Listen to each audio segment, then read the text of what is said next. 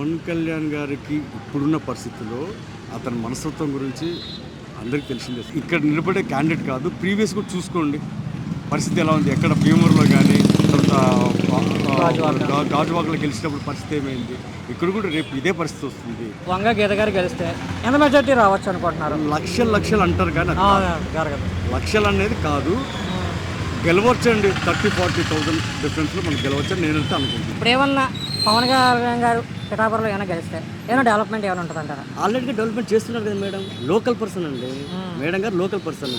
మనం ఏదైనా ఇప్పుడు ఏదైనా ఒక చిన్న హాస్పిటల్ ఉందనుకోండి, బాగాలేకపోతే మేడం గారు ఇంటికి వెళ్ళిపోయి సార్ మేడం నాకు కొడుకు బాగాలేదు, కొద్దిగా రికమెండ్ చేయండి అని చెప్పారు అనుకోండి, అది వెంటనే పనులు అవుతాయి. ఇప్పుడు ఎక్కడికి వెళ్తారు? హైదరాబాద్కి వెళ్తారా, లేకపోతే మన విజయవాడకి వెళ్తారా? మేడం గారి ఉన్నంత విలువలు కానీ నాకు తెలిసి వీళ్ళలో ఎవరికి కనపడలేదని అనుకుంటున్నాను. మేడం ఆధ్వర్యంలో అభివృద్ధి చెందిందని నేనైతే భావిస్తున్నాను.